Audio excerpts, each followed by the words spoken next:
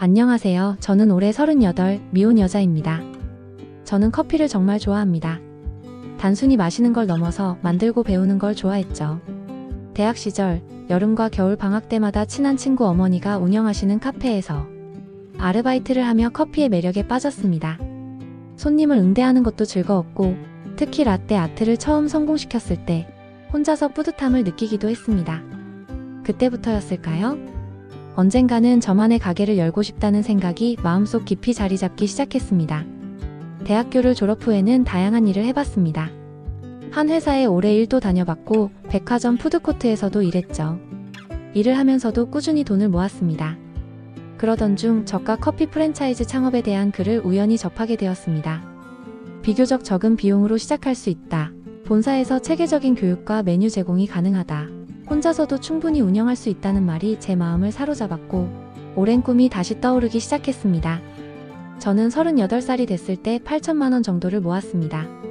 꽤 빠듯했지만 아끼고 또 아꼈죠. 저가 커피를 차리면 망한다는 이야기가 너무 많아서 겁이 났지만 커피를 너무 좋아하기도 하고 엄청난 고민 끝에 그래도 도전해보자라고 결정하였습니다. 부모님께서는 창업을 할 때 쓰라며 2천만 원을 보태주셨습니다. 그렇게 카페 창업 자금은 총 1억 원이 되었습니다. 당시 선택한 프랜차이즈는 오픈 비용이 비교적 낮은 브랜드였어요. 10평 남짓한 매장을 기준으로 가맹비 550만 원, 교육비 330만 원, 보증금 200만 원, 인테리어 및 설비 1,400만 원, 설계 디자인 250만 원, 가구와 간판 사인물초도 물품 등 기타 비용까지 포함해 대략 6,500만 원 정도가 들었습니다. 홍보 마케팅과 예비비까지 더하면 최종적으로 8천만 원이 넘는 비용이 들었습니다. 추가적으로 예상된 1,500만 원은 월세 보증금과 초기 몇 달간의 운영비로 남겨두었죠. 창업 위치는 수도권 주거 밀집 지역 근처였습니다. 보증금 2천만 원에 월세 200만 원짜리 매장이었고 감당이 쉽지 않겠지만 입지는 나쁘지 않았습니다. 주변 프랜차이즈들도 입점해 있는 곳이라 해볼만 하다고 생각이 들었습니다. 주변에 학원가와 원룸촌이 섞여 있었고 1층 자리라 좋았습니다. 인근 상권도 유동인구가 적당히 있었습니다. 매장은 오전 9시 오픈, 오후 10시 마감으로 운영했고 평일에는 점심부터 저녁까지 알바생 1명을 고용했으며 주말에도 같은 시간대에 알바를 고용했습니다. 사실 혼자 운영하는 게 가능했지만 쉬는 시간이 전혀 없는 구조였기에 최소한의 알바는 필요했습니다. 매장을 오픈한 후 간판이 걸렸을 때는 혼자서 눈시울이 뜨거워졌고 첫 손님이 들어와 아메리카노 한 잔 주세요 했을 때 제가 진짜 사장이 된 기분이 들었습니다. 하지만 그 모든 것은 시작에 불과했습니다. 창업 초기 몇 달은 괜찮았습니다. 프랜차이즈 브랜드 덕분에 브랜드 인지도가 있었고 매장 오픈 후 입소문도 조금씩 퍼졌습니다. 지나가는 주민들과 학부모, 배달기사들까지 손님이 들어왔죠.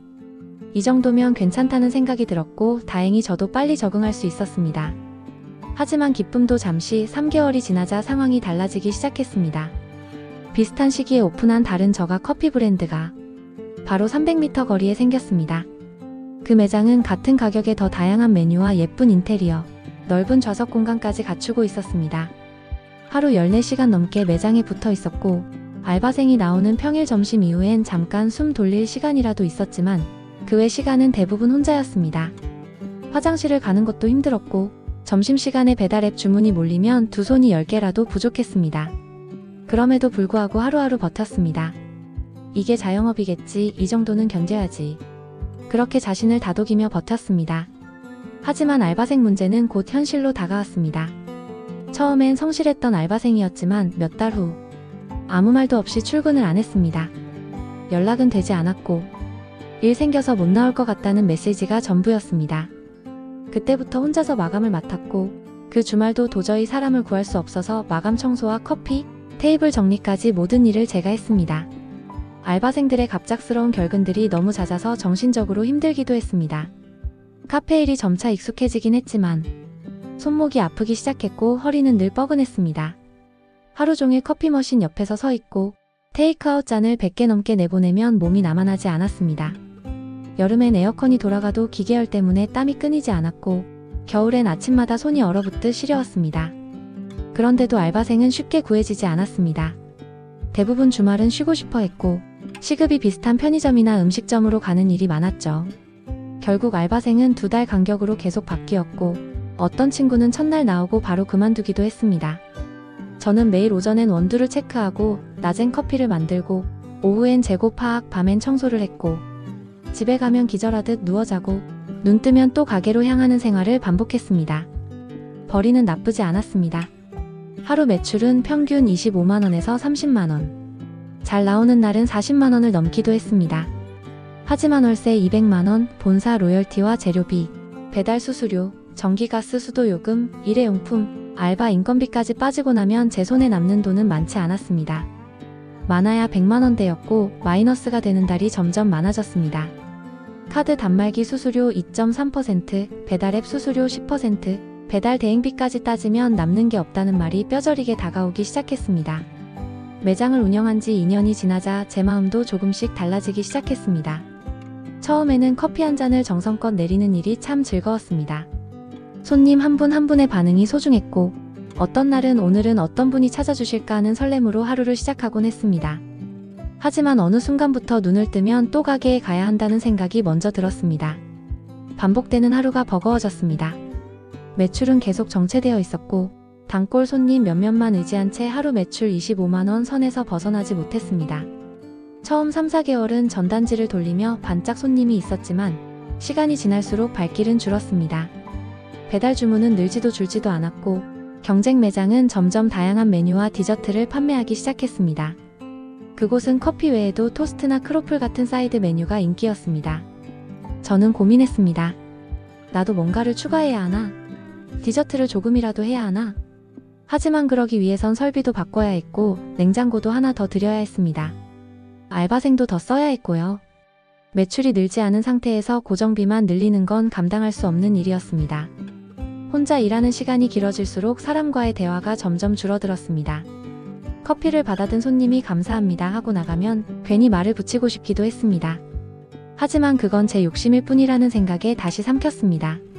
알바생 문제도 여전히 반복됐습니다. 단기 알바는 아무리 성실해도 익숙해지기까지는 2, 3주가 걸렸고 막 적응할 때쯤이면 떠나곤 했습니다. 사장님, 다른 데서 정직원 제안이 와서요. 공부랑 병행하기가 어려워서요. 몸이 너무 힘들어요. 이유는 매번 달랐지만 결과는 같았습니다. 공백이 생기면 결국 그 자리를 메우는 건 제 몫이었습니다. 어깨는 굳어갔고 손목은 밤마다 얼얼했습니다. 팔뚝에 파스를 붙이고 마사지기로 근육을 누르면서도 아침 10시면 어김없이 매장 열쇠를 돌려야 했습니다. 혼자서 마감을 하던 어느 날이었습니다. 마지막 손님이 다녀간 뒤 컵을 정리하다가 그대로 바닥에 주저앉고 말았습니다. 아무 일도 아니었는데 그냥 너무 고단했습니다. 몸이 아픈 게 아니라 마음이 너무 아팠습니다. 이런 이야기를 어디 하소연할 곳도 없었습니다. 가족들은 그래도 가게 잘 되는 거잖아 라고 했고 친구들은 자영업은 원래 그런 거야 라며 가볍게 넘겼습니다. 그 말들이 틀린 건 아니었지만 들을수록 더 외롭고 고립된 기분이 들었습니다. 언젠가부터 꿈도 여유도 사람도 이 가게에 모두 묻힌 기분이었습니다. 하루하루를 버텨내는 게 전부가 된 삶. 어느 순간부터 저의 가장 큰 목표는 오늘 하루를 무사히 넘기는 것이 되어 있었습니다. 그때 저는 느꼈습니다. 사람이 무너질 땐 소리 없이 조용히 아주 천천히 무너진다는 걸요. 가게를 연 지 얼마 지나지 않았을 때까지만 해도 저는 프랜차이즈 본사에 대한 신뢰가 있었습니다. 적어도 함께 가는 동반자라는 믿음이 있었지요. 본사는 오픈 전부터 체계적인 교육과 매뉴얼을 제공했고 오픈 후 3개월 동안은 다양한 지원도 아끼지 않았습니다. SNS 홍보용 콘텐츠를 보내주고 이벤트용 현수막도 기본으로 제공해줬습니다. 인스타그램에는 제 매장을 소개하는 게시글이 올라왔고 가맹점 간담회 일정도 친절히 안내받았습니다. 매주 슈퍼바이저가 매장을 방문해 진열 상태, 위생, 고객 응대 방식 등을 점검하며 조언을 해주기도 했습니다. 그때까지만 해도 저는 생각했습니다. 그래, 역시 프랜차이즈는 다르구나. 나 혼자 하는 게 아니라는 느낌이 들어 든든하다. 그 믿음은 오픈 3개월 차까지였습니다. 시간이 지나면서 상황은 달라졌습니다. 슈퍼바이저의 방문 횟수가 확연히 줄어들었습니다. 연락을 해도 다른 매장 일정 때문에 이번 주는 어렵다는 답변만 돌아왔고 SNS 콘텐츠는 더 이상 공유되지 않았습니다. 본사의 홈페이지에는 여전히 신메뉴 출시 소식이 올라왔지만 그 외의 홍보나 마케팅 자료는 제게 전달되지 않았습니다. 신제품이 나올 때마다 본사는 의무적으로 일정 수량을 주문하도록 요구했습니다. 그중 일부는 유통기한이 짧은 시즌 한정 메뉴였습니다. 물론 전 메뉴를 팔 수 있다면 좋았겠지만 소형 매장인 저희는 회전율이 낮았고 재고가 남을 때가 많았습니다. 폐기 비용은 고스란히 점주의 몫이었고 본사에서는 그저 전국 기준으로는 반응이 좋다는 말만 반복했습니다. 식자재 공급 단가도 문제였습니다. 처음엔 가맹점 우대가로 제공된다고 했지만 인터넷에 검색해보면 일반 도매 사이트보다 비싼 경우가 많았습니다. 제가 따로 구입할 수는 없었습니다. 계약서에 명시된 조건에 따라 모든 재료는 본사 지정 업체를 통해서만 구매해야 했고 이를 어기면 계약 위반으로 간주되었습니다. 자유로운 운영은 불가능했고 마치 본사에 의존하는 구조 속에 갇혀있는 느낌이 들기 시작했습니다. 이쯤 되자 마음속에 물음표가 생겼습니다. 이 시스템 안에서 나는 과연 독립적인 사장인가 아니면 관리받는 점주일 뿐인가? 실제로 본사의 관심은 오픈 초기, 그것도 홍보 효과가 있을 때에만 집중됐던 것 같습니다. 이후에는 자율운영이라는 이름 아래 대부분의 책임이 제게 넘어왔습니다. 매출이 떨어져 고민이 생겼을 때 본사에 문의를 해도 실질적인 답은 얻기 어려웠습니다. 경쟁이 치열하니 더 노력해야 한다는 식의 원론적인 조언뿐이었습니다. 신메뉴에 대해 고객 반응이 궁금해 의견을 물으면 돌아오는 답은 직접 한번 테스트해 보시죠였습니다. 재료 단가와 폐기율, 보관 방법 등 현실적인 어려움은 전혀 고려되지 않은 말이었죠. 그렇게 저는 점점 외로워졌습니다. 본사가 내세웠던 가맹점과의 상생은 어느 순간부터 문구에만 존재했고 실질적인 지원은 사라진 느낌이었습니다. 그저 매출 보고서 제출과 재고 파악 요청은 빠지지 않고 오는데 매장을 실제로 어떻게 운영해 나가야 할지에 대한 조언은 듣기 힘들었습니다. 가끔은 이런 생각도 들었습니다. 처음부터 나 혼자였던 걸까? 아니면 내가 필요할 때만 함께였던 걸까? 무엇보다 가장 속상했던 건 제가 이 구조 안에서 점점 지쳐가고 있다는 사실을 본사 누구도 모른다는 것이었습니다. 아니, 관심이 없는 것처럼 느껴졌다는 점이 더 아팠는지도 모르겠습니다. 저는 그렇게 본사라는 울타리 없이 점점 더 홀로 운영을 해나가야 했습니다. 지원은 줄고 부담은 늘고 책임은 여전히 저 혼자였습니다. 매장은 조금씩 자리를 잡아가는 듯 보였지만 부담은 점점 커져갔습니다. 본사로부터 오는 건 재고 체크 요청과 매출 보고 요구, 그리고 신메뉴 출시 공지만이었습니다. 매출이 떨어지고 손님 반응이 좋지 않아도 도와주는 이는 아무도 없었습니다. 본사가 처음 말하던 혼자서도 충분히 운영 가능한 시스템이라는 말은 본사의 시스템은 단지 초기 셋업에만 국한돼 있었고 그 이후의 고된 운영은 전적으로 제 책임이었습니다. 처음엔 내 가게니까 당연하지라고 생각했지만 점점 이게 정상인가에 대한 의문이 생기기 시작했습니다. 본사의 지원은 어디까지였고 그 끝은 왜 이렇게 빨랐을까? 책임은 제가 지되 권한은 없다는 기분이 들었습니다. 그렇게 프랜차이즈라는 울타리도 결국은 혼자 일구어야 할 장사의 또 다른 형태라는 걸 뼈저리게 느끼게 되었습니다. 정말 사람이라는 존재는 시간이 쌓이면 몸도 마음도 달아가는 것 같습니다. 창업 초기에는 설렘과 의욕으로 하루하루를 버텼지만 1년, 2년, 그리고 3년이 지나고 나니 피로와 무력감이 일상이 되더군요. 단 하루도 쉬운 날이 없었습니다. 문제는 체력만이 아니었습니다. 매출이 점점 떨어지고 있다는 사실이 저를 무너뜨리고 있었습니다. 창업 초기에는 하루 매출이 60만원에서 70만원을 넘는 날도 있었습니다. 하지만 시간이 지날수록 매출은 40만원, 30만원 이하로 내려가기 시작했습니다. 저가 커피 프랜차이즈 특성상 단가가 낮다 보니 마진도 적을 수밖에 없었습니다. 하루 종일 일해도 손에 남는 돈은 얼마 되지 않았습니다. 배달앱에도 매장을 등록했지만 수수료와 할인 이벤트 비용, 광고비까지 고려하면 이익이 남지 않았습니다. 오히려 손해를 보거나 적자가 나는 경우도 많았습니다. 그렇게 세 번째 해를 맞이할 무렵 제 손목에 이상이 생겼습니다. 매일같이 그라인더를 돌리고 얼음통을 옮기고 설거지를 하고 청소를 반복하다 보니 손목에 무리가 온 것이었습니다. 결국 병원에서 손목 터널 증후군 초기 진단을 받았고 수술까진 아니지만 이를 줄이지 않으면 더 심각해질 수 있다고 들었습니다. 하지만 이를 줄일 여유조차 없었습니다. 이후로는 팔에 보호대를 차고 일했습니다. 손에 힘이 빠져 컵을 떨어뜨린 적도 있었고 손님 앞에서 민망한 상황을 겪는 일도 잦아졌습니다. 몸이 망가지고 있다는 걸 매일 실감하면서도 가게 문은 열어야 했습니다. 가끔은 이런 생각이 들었습니다. 이제는 내가 이 가게에 묶인 것 같구나. 손님들은 점점 줄어들었고 건물 바로 옆에 새로운 프랜차이즈 커피 전문점이 들어서면서 우리 매장의 매출은 반토막이 났습니다. 장사를 시작할 때 기대했던 소확행은 어느새 사라지고 살기 위한 버팀만이 남아 있었습니다. 생활도 단순해졌습니다. 미용실은 6개월에 한 번, 옷은 새로 사기보다는 수선해서 입는 일이 많아졌습니다. 어디론가 놀러가는 것도 친구를 만나는 것도 사치가 되었고요. 어느 날 아침 알람 소리에 눈을 뜨면서 문득 이런 생각이 들었습니다. 오늘은 무슨 요일이지? 그 순간 제 삶이 일과 가게, 그리고 빚 사이에 갇혀 있다는 걸 깨달았습니다. 그럼에도 멈출 수는 없었습니다. 이미 5년의 시간과 노력을 쏟아부었고 지금 그만두면 남는 게 없다는 걸 너무도 잘 알고 있었기 때문입니다.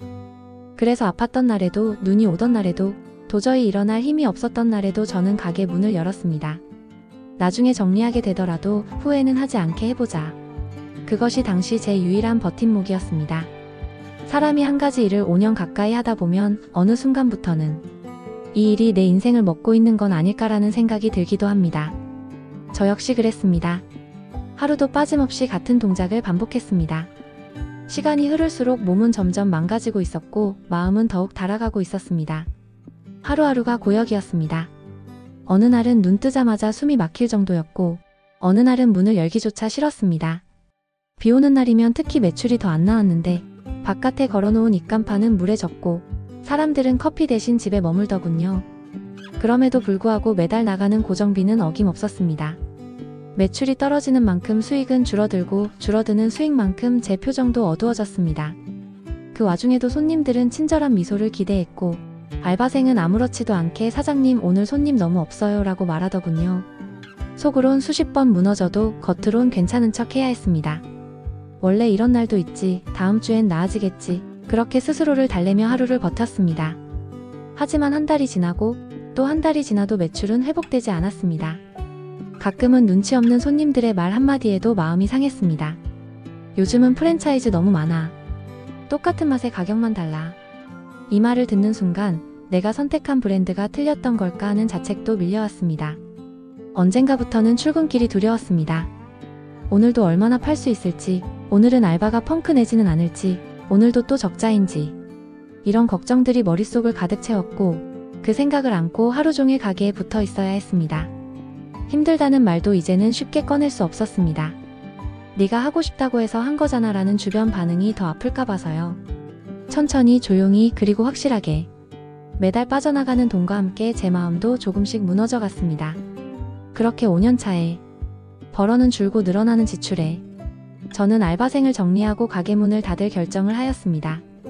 점포 계약은 2년 단위였지만 5년 차에 남은 계약 기간 1년을 남기고 건물주에게 상황을 설명드렸고 운이 좋게도 다음 세입자가 바로 들어오면서 계약 해지를 할 수 있게 되었습니다. 그 다음 세입자는 개인 카페로 창업하시려는 것 같았습니다. 그렇게 저는 정든 카페를 폐업을 하였습니다. 폐업을 하고 일주일 동안은 아무것도 하기 싫었습니다. 폐업을 했다는 건 제 인생에서 하나의 챕터가 끝났다는 이야기였고 그게 이렇게 허무하게 마무리될 줄은 몰랐습니다. 일주일 동안은 멍도 때리고 시원섭섭함에 혼자 울기도 했습니다. 일주일이 넘어가면서 현실이 다시 느껴졌고 월세는 여전히 내야 하고 보험료, 통신비, 카드값까지 따박따박 빠져나갔습니다. 매달 고정 지출만 90만 원이 넘는다는 게 뼈저리게 느껴졌습니다. 폐업 후 2달째 들어서면서 통장에 남은 돈은 이제 500만 원. 고정 지출을 감안하면 4, 5개월 정도가 한계라는 계산이 나옵니다. 더 늦기 전에 뭔가 해야겠다고 다짐했죠. 하지만 막상 이력서를 쓰려고 컴퓨터를 켜면 한숨부터 나왔습니다. 경력이라곤 카페 운영 5년. 그마저도 본사 이름만 적어놓으면 가맹점이라는 이유로 인정받지 못할 수도 있다고 하더군요. 학력도 평범, 자격증은 커피 관련 자격 하나뿐. 그렇게 구인구직 사이트를 찾고 이력서를 쓰다 보니 벌써 한 주가 지나갔습니다. 그때 지인 한 명이 연락을 주더군요. 자주 가던 음식점인데 거기서 주방 보조나 서빙 알바를 뽑는다고 했습니다. 급하게 일손이 부족하다고 주 6일에 월 230만원, 근무 시간은 점심부터 저녁까지라고요. 알바문에 구인 공고가 있으니 들어가서 보라고 알려주었습니다. 몸은 좀 힘들 수 있지만 당장 수입이 급한 제 입장에선 솔직히 솔깃했습니다. 그래도 바로 지원하진 않았습니다. 하루 정도 고민하면서 가게 후기를 찾아보고 위치도 검색해보고 출퇴근 동선도 따져봤죠. 그렇게 조심스럽게 다시 일할 수 있을지 스스로를 설득하는 시간도 필요했습니다. 폐업 이후 제 자신이 너무 작아진 느낌이 들어서 뭘 해도 위축되곤 했거든요. 다음날 저는 천천히 이력서를 다시 열었습니다. 고민 끝에 지원을 하였고 차분히 결과를 기다리기만을 했습니다. 뭐든 해야 했고 무너지기 싫었고 다시 시작할 수 있을 거라고 스스로 믿고 싶었습니다. 그렇게 며칠 뒤 사장님에게 연락이 왔고 저는 조심스럽게 면접을 보러 갔습니다. 이전에는 카페를 운영했지만 결국 폐업했고 지금은 단기적으로라도 일자리를 구하고 있다고 말씀드렸습니다. 하지만 사장님은 조심스럽게 고개를 저었습니다. 아무래도 혼자서 가게를 돌리셔서 그런지 단체 환경에 익숙하지 않으실 것 같아서요. 그리고 요즘엔 지원자도 많아서라는 말로 마무리됐습니다. 결국 면접에서 탈락되었고 고개를 끄덕이며 인사하고 나왔지만 마음은 무거웠습니다.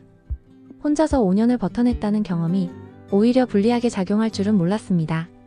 경력이 도움이 될 거라 믿었던 건 순진한 착각이었습니다. 그날 저녁 자취방으로 돌아와 편의점 도시락을 먹었고 텔레비전은 켜놨지만 무슨 프로그램이 나오는지 집중이 되지 않았습니다.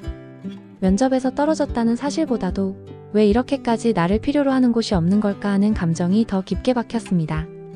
고정 지출은 여전히 저를 짓눌렀습니다. 일용직, 단기 알바, 택배, 상하차 가능한 건 뭐든 보려고 했지만 폐업한 충격과 그리고 체력적으로 감당하기 어려운 일이라고 생각했었고 특히 여름이 다가오는 지금 무더위 속에서 반복되는 고강도 노동은 상상만으로도 몸이 지쳐 있었습니다. 그 주말 하루 종일 휴대폰만 붙잡고 있었습니다.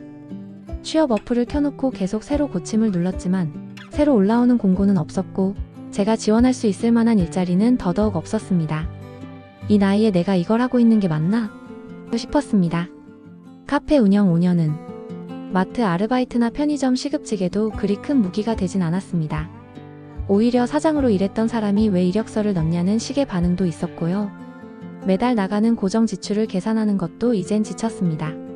그냥 어디서든 일이라도 하고 싶은데 라는 생각뿐이었지만 막상 당장 시작할 수 있는 일은 없었습니다. 두려움이 점점 다가왔습니다. 자존감은 여전히 바닥을 기고 있었고 아무리 스스로를 다독여도 남들보다 못한 인생이란 감정에서 자유롭기가 쉽지 않았습니다. 친구들과도 연락이 뜸해졌고 창업했을 땐 부러워하던 사람들도 지금은 전혀 안부를 묻지 않았습니다. 혼자 남은 것 같다는 기분. 그게 제일 견디기 힘들었습니다.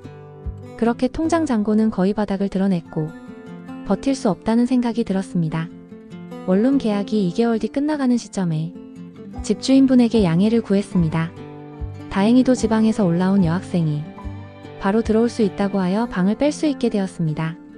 그리고 그 시점에 저는 고민 끝에 부모님께 연락을 드렸습니다. 부모님은 제 상황을 듣고 아무 말 없이 저를 받아주셨습니다. 그때야 비로소 마음이 놓였고 다시 새롭게 시작할 수 있다는 생각이 들었습니다.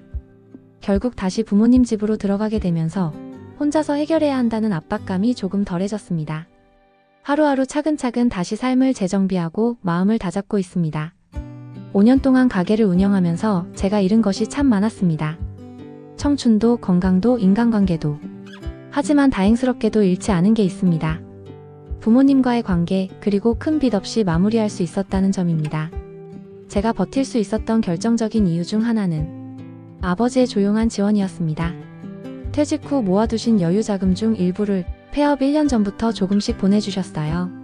총 2,500만원 정도를 조금씩 지원해주셨고 그 덕분에 마지막 1년은 정말 간신히 버틸 수 있었습니다.